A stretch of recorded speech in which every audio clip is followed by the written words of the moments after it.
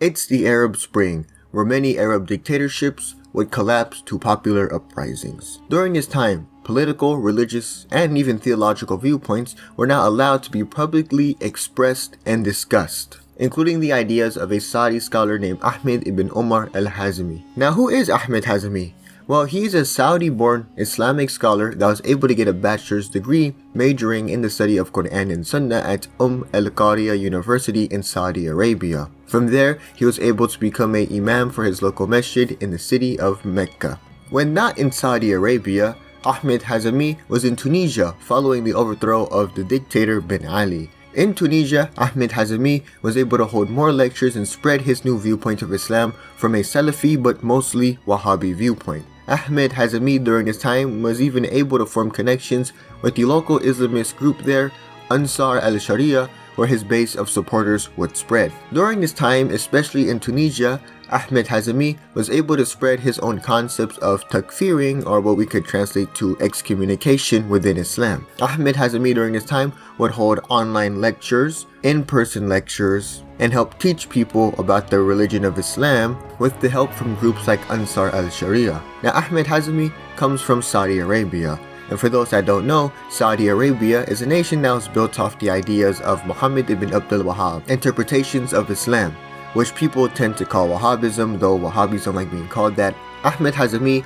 is someone who grew up, studied, and partook in Saudi religious institutions, and he was of course heavily influenced and followed the Wahhabi viewpoint. Muhammad ibn Abdul Wahhab would produce a lot of literature on the topic of Wahhabism, including Nawaqid al-Islam, or this could be translated to nullifiers of Islam. And according to Muhammad ibn Abdul Wahhab, if you do any of the 10 actions he lists out, then you have taken yourself out of the fold of Islam and can be takfired against. Now, one of the nullifiers listed out by Muhammad ibn Abdul Wahhab is the third nullifier that via a English translation says, third, whoever does not hold the polytheists to be disbelievers or have doubts about their disbeliefs or considers their way and beliefs to be correct has committed disbeliefs. In very simple terms, if someone is doing an un-Islamic act of blasphemy that has taken themselves out of the fold of Islam and widely accepted Islamic jurisprudence, then they should be takfired and condemned. And if a Muslim, especially publicly, opposes or have doubts about this takfiring, then that person has taken themselves out of the fold of Islam too, and they should be takfired. Now, Salafis and Wahhabis do believe in this concept, but they believe that there are steps before you should takfir somebody. One example is that the person you're going to takfir should at the very least be informed of their errors with hujjah, which can be translated to evidence.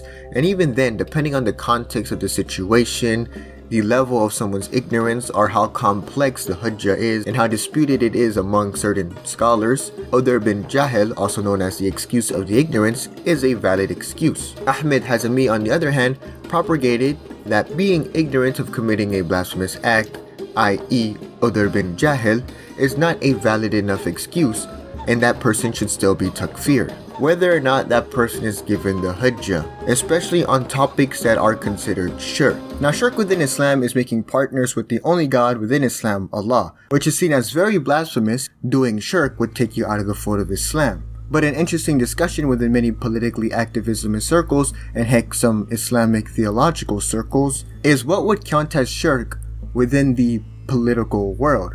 For example, some Islamists and some Islamic theological circles believe that participating in democracy is shirk, because if someone votes within their viewpoint, someone is putting the will of man over the will of God, while others would also argue that having faith within any political ideology that doesn't call for the implementation of Sharia law would be a form of shirk. And some would even argue that participating in governments that don't implement Sharia law is another form of shirk. This would mean, especially for politically active Hazimi Islamists, that they would have to takfir a lot of Muslims without even establishing hujjah. Many Islamists, no surprise here, would disagree with mass takfiring whole societies and nations of Muslims. أثبت ماذا؟ أثبت أنه إذا لم تبلغه الحجة حينئذ لا نحكم عليه بكونه من أهل النار. صحيح؟ إذا لم تقم عليه الحجة الرسالية كان من أهل الفترات أو من لم تبلغه الدعوة، بشخصه لا نحكم عليه بأنه من أهل النار. لكن هل نحكم عليه بأنه مشرك كافر؟ الجواب نعم. هل ننزل عليه الأحكام الدنيوية؟ الجواب نعم. وهذا قول مضطرد كما ذكرناه سابقا عن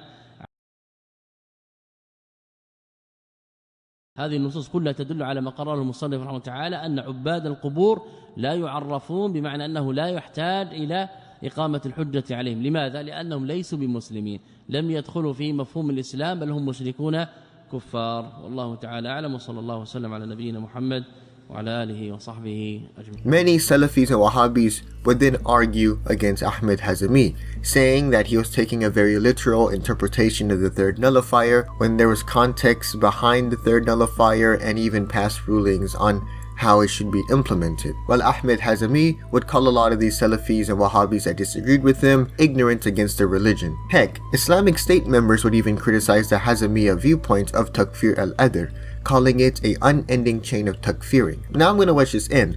Ahmed Hazimi has been arrested by the Saudi government in 2015. That being said, I should state very importantly that Ahmed Hazimi has not given support to the Islamic State or any armed group of that sort. If anything, the only place he's shown any type of loyalty is to the Saudi government. It seems like for the most part Ahmed Hazimi tries to be a apolitical person, and this seems more like a case of his theological viewpoints being adopted by politically active anti-establishment Salafi jihadists. But this video will mostly be about these jihadists and his followers, because everything would change when Syria fell into a civil war. The Hazimiyyah viewpoint would begin to spread within the militant Islamist scene in Tunisia, and when the Syrian civil war began, many of these Hazimi Islamists would go to Syria to fight against Syrian dictator Bashar al-Assad and rebel factions that they deemed un-Islamic. Many of these Hazimi fighters would end up joining Jabhat al-Nusra, which is the al-Qaeda Syrian branch, or they would join the Islamic State of Iraq, which was the al-Qaeda Iraqi branch that would send fighters, fund, and weaponry to support al-Nusra. And heck, in the case of Hazimi fighter Abu Omar al-Kuwaiti, he would form his own battalion of fighters and then pledge allegiance to the Islamic State later on down the line. But for the most part, fighting for al-Nusra or the Islamic State of Iraq would be the case for almost every single Hazimi fighter, all the way up until you saw the al-Qaeda ISIS split in 2014. This split would happen when the al-Qaeda Iraqi branch, the Islamic State of Iraq, kinda wanted more territory in Syria. The Islamic State of Iraq would then move into the Syrian al-Qaeda branch territory, the al-Nusra front, within Syria, declaring a merger between the two groups. The al-Nusra front leadership did not consent to this merger, and the way they found out about the merger were by Islamic State fighters moving into their cities. During this time, you had two al-Qaeda groups disputing against each other, and the top leadership of al-Qaeda would condemn the Iraqi branch's actions. So in return, the Iraqi branch, the Islamic State of Iraq, would simply declare al-Qaeda and al-Nusra to be sellouts to the Islamist cause. The Islamic State of Iraq would then declare themselves the Islamic State of Iraq in Syria, aka ISIS, the name we all know today. But I will be calling them Islamic State and IS because they then had another name switch, so there we go. Now during this split between al-Qaeda and the Islamic State and the following conflict between them two, during this split, Jabhat al-Nusra would see a lot of defection from foreign fighters. Many foreign fighters were now joining or remaining with the Islamic State, including Hazimi fighters, as the Hazimi fighters would deem al-Nusra to be led astray. And during this time, the Islamic State would begin to promote these foreign fighters for their loyalty to the group, including Hazimi fighters. For example, Hazimi Tunisian fighter Abu Ja'far al-Hattab was tasked by Abu Bakr al-Baghdadi, the leader of ISIS at the time, to convince Syrian factions to join the Islamic State. When he failed at this task, was given the title and the role in being the leader of Administration of Education, which looking in 2020 hindsight doesn't seem like the smartest move to do, but I'm not the leader of ISIS. From there, Abu Ja'far al-Hattab would then declare that the Islamic State was al-Tilafa al-Mansura, the victorious sect, and that all other groups that opposed the Islamic State was destined to hellfire. With the new breathing room, Hazimi fighters were beginning to act more boldly. They were propagating their ideas publicly and forming connections with other Hazimi fighters within the Islamic State. By March 2014, Hazimis within the Islamic State were beginning to act more boldly and form connections between each other and propagate the Hazimiyyah viewpoint, but issues would quickly arise. For example, Abu Musab al-Tunis would make takfir on AQIM, and Abu Omar al-Kuwaiti would make takfir on Jabhat al-Nusra. These takfirings would then rub a lot of Islamists the wrong way. While they might have disagreed with these groups or had political differences with them, takfiring people is a whole different level. During this time, you even had Hazimi fighters make takfir on people like Ayman al-Zawahiri, Osama bin Laden, the Taliban, and al-Qaeda. And let me show you how issues quickly arise for the Hazimis, and I'll be using Ayman al-Zawahiri as an example. Some Hazimi fighters were takfiring Ayman al-Zawahiri, as from what I could see, has never publicly takfired Shiites, and if anything, told Abu Musab al-Zarqawi, who was the first al-Qaeda leader within Iraq, to stop killing Shiite civilians. To a good amount of Hazimis, Ayman al-Zawahiri had not takfired the Shiites, which they view as heretics to the religion, and could get hit by the third nullifier. But an issue would arise for the Hazimis within the Islamic State, as Abu Bakr al-Baghdadi had never made takfir on Ayman al-Zawahiri, meaning that some Hazimi fighters began to make the argument that Abu Bakr al-Baghdadi was a kafir too. Big surprise here, but the Islamic State did not like this, and the Islamic State realized that they had an extremism issue, and that these extremists, or what the Islamic State would call Bilad, had to be dealt with. A crackdown against Hazimi fighters and the Hazimiyya viewpoint within the Islamic State would begin. For example, known Hazimis like Abu Ja'far al-Hattab, Abu Musab al-Tunis, and Abu Omar al-Kuwaiti, to name a few, but weren't the only, were executed by the Islamic State. Hazimiyya lectures, Hazimiyya media, and just Hazimis forming connections with each other were now banned. But this did not stop the spread within the Islamic State.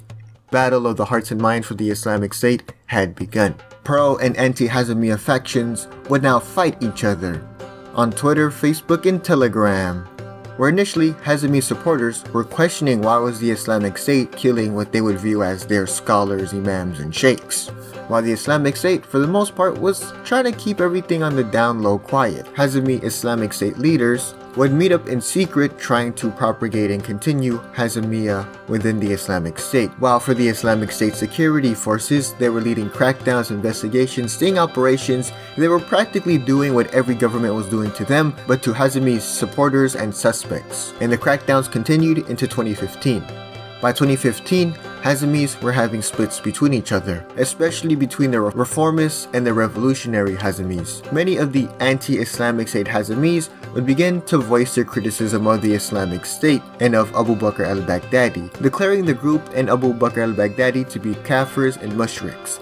These anti-Islamic State Hazimi people would even call the Islamic State, which in Arabic is called Dawlat, State al-Islamiyya, Islamic, as Dawla al-Asnam, or State of the Idols, while online ex-Islamic State fighters would ask for repentance for joining the Islamic State. But you also had your reform Hazimis. They would hide their Hazimiyya viewpoints within the Islamic State as crackdowns continued, but felt that this was mostly due to Islamic State politics and that they could reform the system from within, and some even felt that they could convince Abu Bakr al-Baghdadi to join the Hazimiyya viewpoint. Now this video might be giving the impression that like the Islamic State was just some group in the Middle East that had its own little disputes. No.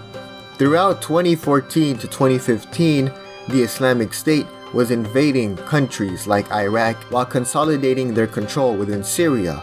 The Islamic State was also leading a genocide against the Yazidis, and coalitions were being formed against the Islamic State. And as the Islamic State began to lose land to their foes, the ranks of the Hazimi would grow. Discontent within the Islamic State grew. Fighters began to see the Islamic State leadership as incompetent, and for some, felt that they had lost the favor of God. Some of these fighters would turn to the Hazimiyya viewpoint, thinking that maybe the Hazimis were more capable of leading the state, and maybe the Hazimis were correct this whole time about theological disputes and they could win the favor of God back. While high-ranking Islamic State leaders that were at the very least not Hazimis, or at the very most were anti-Hazimi, were killed in airstrikes or on the battlefield. The deteriorating situation for the Islamic State and the death of their high-ranking leaders would lead to a power struggle within the Islamic State's second highest position and institutions. The Hazimis at this moment had a real shot at challenging the established Islamic State leadership. Discontent with the Islamic State began to grow, especially around 2015 when defeats were happening. Islamic State institutions at this time were competing against each other for control of the Delegated Committee.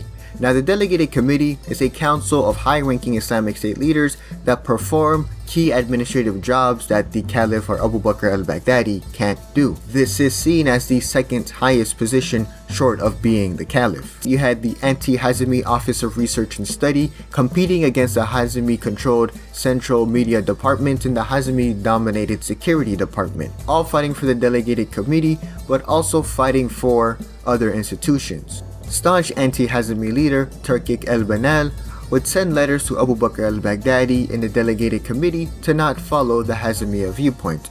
Within these letters, al-Banali would argue that the Hazimiyya viewpoint of takfiring would lead to cases of the Islamic State takfiring whole societies and citizens of the nation state. Al-Banali would also state that the Hazimiyya viewpoint would lead to an unending chain of takfir, which he called al-takfir bil-tasalsul. Whether or not these letters convinced Abu Bakr al-Baghdadi in the Delegated Committee, the Islamic State would release a statement where they would kind of low-key denounce the Hazimiyya viewpoint of takfiring, but would also kind of leave the door open to Hazimis, where if they worked for the Islamic State and kept their heads down and their mouths shut, then there might be room for them to exist. But these actions against the Hazimi were not enough, as many positions within the Islamic State were held by Hazimis. And especially following the death of al-Adnani, the leadership of the Delegated Committee was open to Hazimis, where they would exert their influence. Hazimi fighter Haji Abdul Nasser would establish the Office of Methodological Inquiry